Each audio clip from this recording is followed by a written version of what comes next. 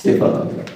হুজুর, এই যে কোরবানির টাকা ধার করে গরু কিনে যদি কোরবানি দেয় তাহলে কি তার কোরবানি হবে? মাশাআল্লাহ, মাশাআল্লাহ, অত্যন্ত সুন্দর একটি প্রশ্ন করেছে সিফাত।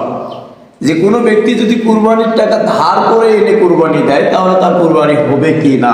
হ্যাঁ, কোনো ব্যক্তি যদি তার নিজের কাছে আপাতত ওই সময় টাকা না থাকে কিন্তু তার উপর কুরবানি ওয়াজিব হয়ে গেছে, এখন কি করছে, কারো থেকে টাকা ধার করে এনে কুরবানি দিয়েছে, পরবর্তীতে টাকা দেওয়া পরিশোধ করার মতো সামর্থ্য আছে, হ্যাঁ, কোনো সমস্যা নাই, সে কুরবানি দিতে পারবে, তার কুরবানি হয়ে যাবে। সুন্দর প্রশ্ন, মাশাআল্লাহ। আমরা চাইবো ইনশাআল্লাহ এই প্রশ্ন পর্ব থেকে সুন্দর সুন্দর প্রশ্ন উত্তরগুলো আমরা সঠিকভাবে আমল করব।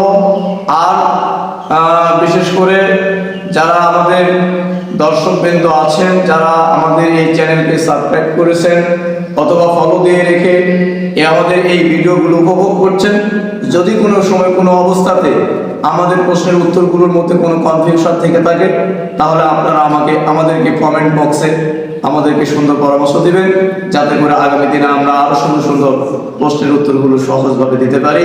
আল্লাহ তাআলা আপনাকে, আমাকে, আমাদের সবাইকে এই আজকের এই প্রশ্ন এবং উত্তর পর্ব থেকে শিক্ষা নিয়ে সামনের জীবনে আমল করার তৌফিক দান করুন। আমিন।